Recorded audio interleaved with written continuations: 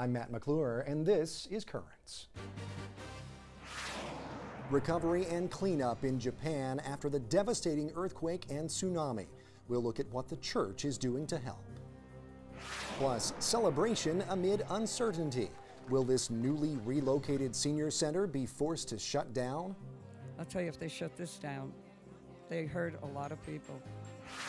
And there's no voting booth and no lever to pull. We'll take you to a different kind of election. I think it gives us great hope that there is a future. The church isn't dead. We're growing, and there's enthusiasm.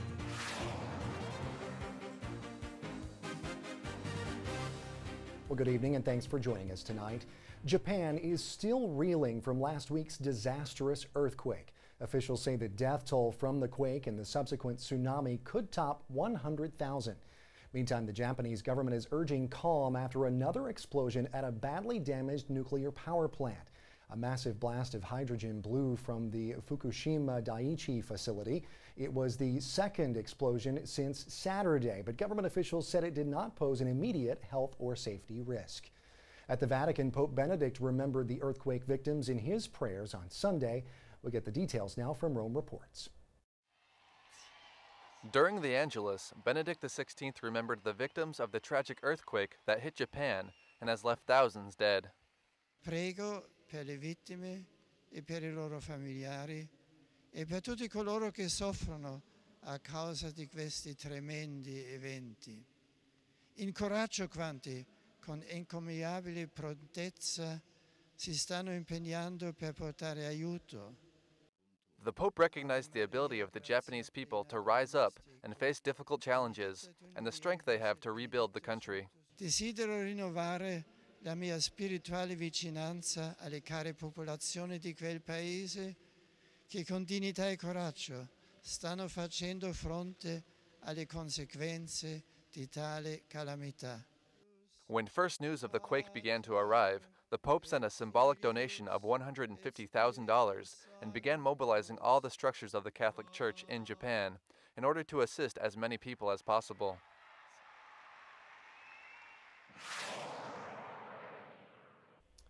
And help is coming from all corners of the world, especially from the church. And joining me now to talk more about that is the Executive Director of Caritas Japan, Father Daisuke Narui. Father, thank you so much for being here and joining us today on Currents. We appreciate your time. Thank you too for interviewing me. Yep. Sure. Now, tell us just first of all where you are and what the situation is for the people of Japan right now. Yes. Well, first of all, I'm not very near from the most affected area. I'm currently staying in Nagoya, which is very far, about maybe more than 700 kilometers away from Miyagi Prefecture, where the epicenter is. Then the telephone communication is very, very limited in the most affected area in Miyagi Prefecture. So we have limited information currently. But I could talk with the Chancellor of the Sendai Diocese on the phone, and actually even for him, it is very difficult to know the situation now because, as I said, the phone line is limited, and gasoline is it's impossible to get gasoline in Sendai and Miyagi and near prefectures, so they cannot move to know the situation, even for the people near from the epicenter. Okay, but as far as I know, there are more than 300,000 people are sheltered in most affected area.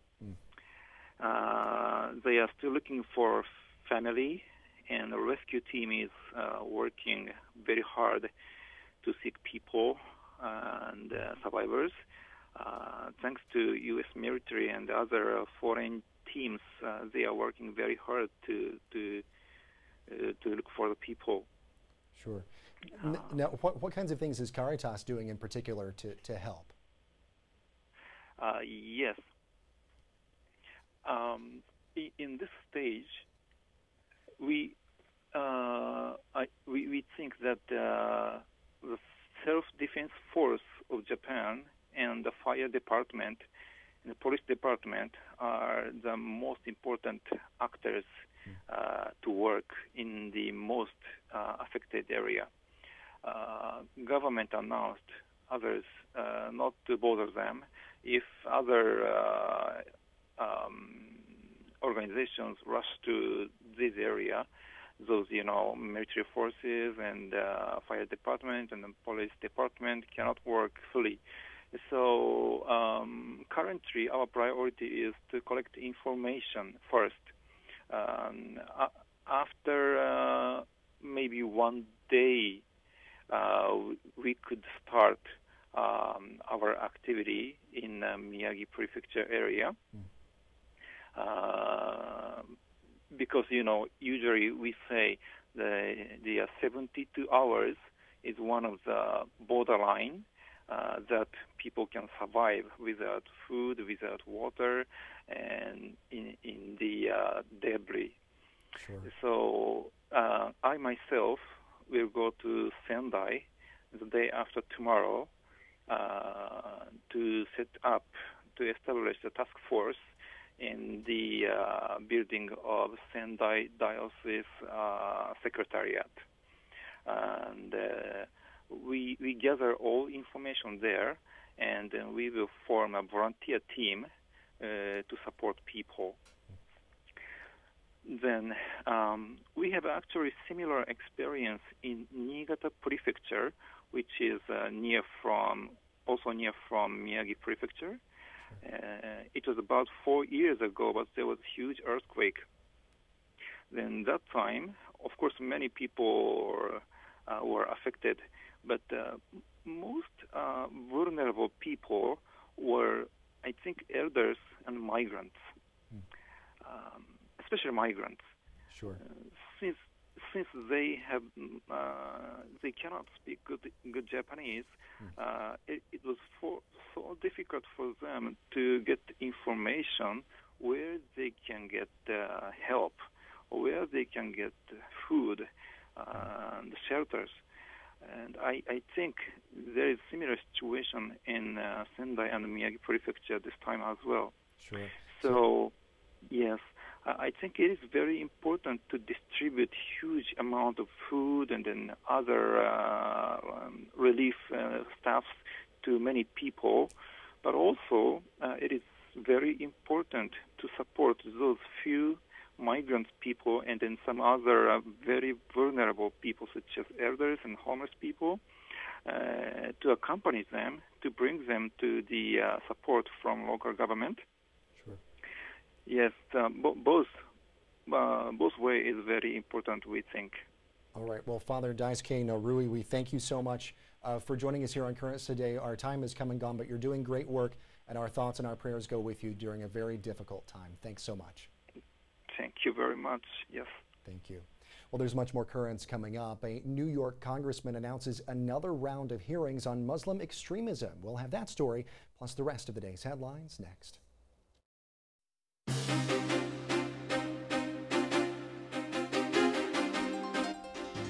Welcome back to Currents. I'm Matt McClure. Coming up later, the Catholic Church welcomes some soon-to-be members to the family. But first, let's have a look at today's headlines. Life is in the hands of God. Those are the words of the Bishop of Saitama, one of the dioceses hardest hit by Friday's earthquake in Japan. The bishop told the Vatican news agency Fides that the situation at the nearby Fukushima nuclear power plant was of particular concern. Reports say the quake's epicenter was located less than 90 miles away from an apparition site of the Virgin Mary, Our Lady of Akita. In 1973, the Virgin Mary was said to have predicted a number of future events, including natural disasters more serious than Friday's earthquake, during 3 appearances to a Japanese religious sister. Preliminary hearings got underway today in Philadelphia for 5 men charged with abusing children in Catholic institutions. 3 priests, a former priest, and a former teacher appeared before a judge to face charges alleging the abuse of children. The 5 men were charged following a grand jury report released last month. Last week, the Archdiocese of Philadelphia suspended 21 priests following that report. In a statement, Philadelphia Archbishop Cardinal Justin Regali acknowledged that people's trust in the church has been shaken, and he prayed that the efforts by the Archdiocese will help rebuild that trust. He said he was truly sorry for the harm done to the victims of sexual abuse. Well, turning now to Washington, House Homeland Security Committee Chairman Peter King says his hearings on radicalization in American Muslim communities must go forward. King, a Republican congressman from New York, says the next hearing, which will take place later this year, will look at Muslim extremism in American prisons. Now, some Democrats said King should have focused the hearings on all groups who foster terrorism in the U.S.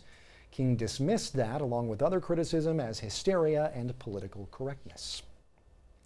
Well, they are back. Democratic state senators returned to Wisconsin on Saturday to cheering crowds just a day after Governor Scott Walker signed the bill to curb bargaining rights of most state workers. The senators had fled to Illinois to avoid a vote on that bill. Republicans were able to sidestep that move with a procedural maneuver. Now, Democrats call the law an attack on workers' rights. Republicans, though, say the bill will help Wisconsin close a $137 million budget gap. Wisconsin's bishops did not take a side on the issue, but they had called for everyone involved to move beyond divisive words and actions and work together. Well, from Virginia, the battle continues over a decision to remove a 10 Commandments display from a high school. Get the latest on that story now from Rebecca Pfaff.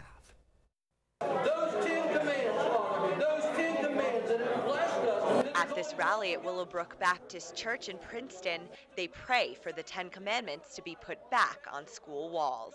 We were praying for God's help, God's guidance and wisdom to know what to do to support the students in Giles County as they seek to have the 10 Commandments posted in their school. The Giles County School Board removed framed 4-foot copies of the commandments for the second time because of the threat of a lawsuit from the Freedom from Religion Foundation in Madison, Wisconsin. The foundation and the ACLU of Virginia say it's unconstitutional for the school to hang the commandments without many other historical documents next to them. But Pastor Emery Marchant doesn't buy that. If we're going to keep it basic to who we are and our heritage, that we've got to keep the 10 Commandments there, not any other documents, because they don't support the founders' message. They don't support the framers' intent. The framers used the Bible, the Holy Bible we know, Jews and Christians. He and other concerned adults say they support this week's student walkout. Nearly 100 Giles High School kids rebelling against the board's decision, even though some students were punished. You know, if it's something they feel strongly about, they should have the opportunity to show the elected officials in Giles County. This is what's made us great, and now we're trying to dilute that with political correctness. That report from Rebecca Pfaff.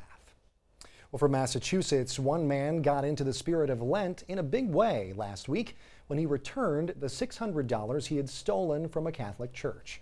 Boston.com reports the man approached the pastor of St. Lucy's Church in Methuen and asked to go to confession, where he admitted his crime and handed the priest a bag containing the missing money. Since the theft was admitted in confession, the pastor cannot say who the thief was or what was said during confession. The priest did say, though, that he was thrilled to get that money back, but even more thrilled that the thief would come forward to cleanse his soul and ask for forgiveness. Well, turning now to Egypt and an act of healing in a region riddled with conflict. An official tells CNN that Egypt's military has started to rebuild a church burned down during fighting between Muslims and Coptic Christians. The church was destroyed during what was believed to be a dispute between a Muslim family and a Coptic family. A spokesman says Egypt's armed forces will bear all expenses for the rebuilding effort. In Spain, meanwhile, a 100-year-old church there was the target of vandals. A Catholic news agency reporting the church, which is currently being restored by the Diocese of Almeria, was vandalized with graffiti and satanic symbols. The incident occurred after the diocese won a legal battle with a private company that wanted to take that church and turn it into a nightclub and tourist site. In a statement, the diocese called the vandalism a gratuitous attack on a space that is sacred to the Catholic faith. Elsewhere in Spain, a group of 70 college students entered the chapel at a university in Madrid to protest the Catholic Church. Catholic news agency reports the group shouted insults against the church, Pope Benedict, and priests in general. The report says several women in the group stood on the altar and undressed. University administrators condemned that act. They said an investigation will look into finding those responsible. Well, the two incidents from Spain come as the country prepares for this year's World Youth Day. And as we hear now from Rome Reports, this year's event will be a lot greener. The 2011 World Youth Day in Madrid will be an environmentally sustainable event in respect for the Earth, thanks to the campaign 100% Natural. Part of the work will be carried out by the Spanish company Zero Emissions, which plans to offset the environmental impact of World Youth Day through purchasing carbon credits from 5 sustainable projects meant to represent every continent. Our work is based on calculating the carbon footprint of the entire event and the voluntary offset of emissions in the same way others have done with events this large, such as the Olympics or major cultural events like concerts, which follow this trend in reducing your carbon footprint and offsetting it with carbon credits from projects that produce clean energy. The Energy Clean World Youth Day has also created a new path in Madrid for people to walk or ride their bikes, an attempt to cut down on CO2 emissions. During the event, we are going to create a series of footpaths that are good for the environment. For example, one path will go from Cibeles to Cuatro Vientos Aerodrome, where people can walk or ride their bikes. We will also create an online tool called Carpoolin, so pilgrims can find a place to catch a ride. To help publicize the campaign, young people can participate in a logo design contest by 100% Natural, the winner of which will win a trip to Rome for 2 people.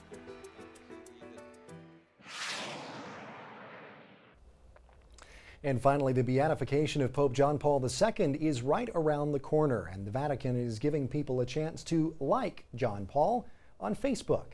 Yeah, the Holy See is getting set to unveil a page dedicated to the beatification, which will take place on May the 1st. And the page will reportedly link to video highlights of John Paul's papacy. Well, stay tuned. There's much more currents coming up. Coming up, the budget crunch in Albany may bring an end to the celebration for this senior center. I just don't think our seniors should be used as those tools or pawns in the state budget negotiations. They have enough to worry about.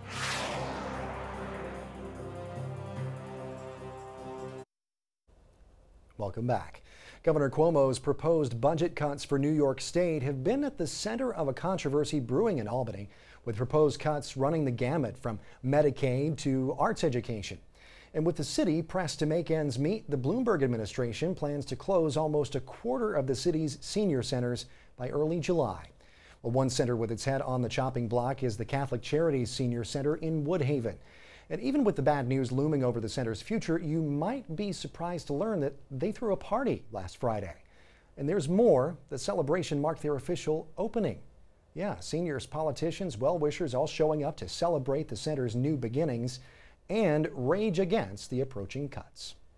We're going to call upon the presence of Almighty God, that He send down the Spirit upon this center, and we ask that God bless you, Father, Son, and Holy Spirit.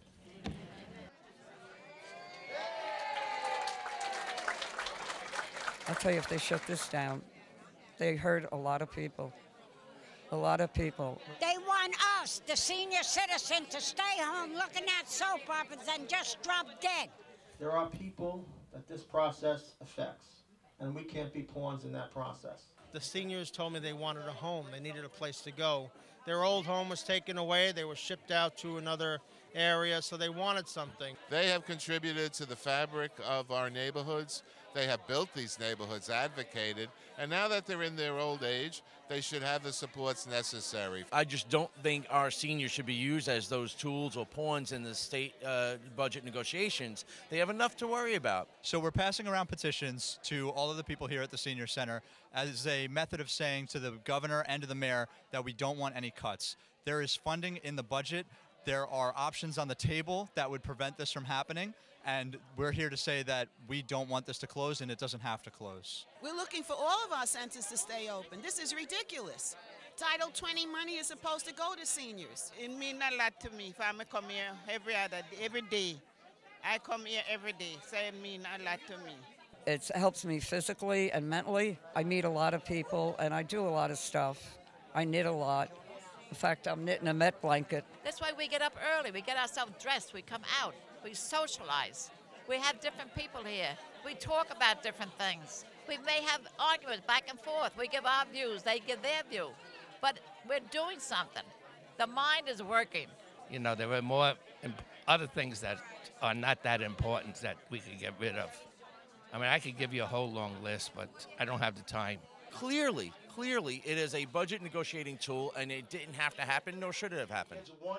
They're going to be lonely, they're going to be upset, and that has a detrimental effect on health. This keeps people vibrant, healthy, social. People do not care about seniors because I've been on the phone, and when you hear it's a senior, sometimes they put you down. You know, we were getting respect, but now why are they dumping on us? That's what I call it, dumping. I've always been independent, and now to get help, it's like pulling teeth. Title 20 money that always went to senior centers, now all of a sudden it becomes an issue.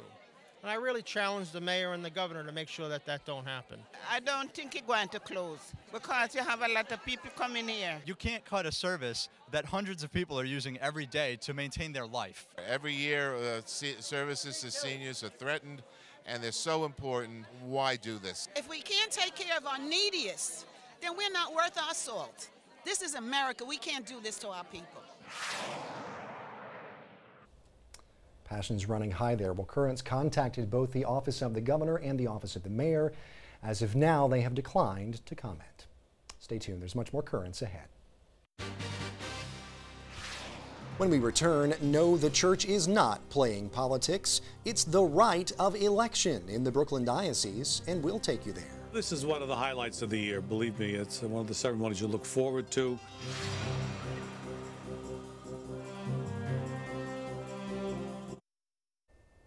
Well, finally tonight, for Christians, Lent is a time of penance and preparation. And many people around the world are preparing for a big change. They're getting ready to become Catholic.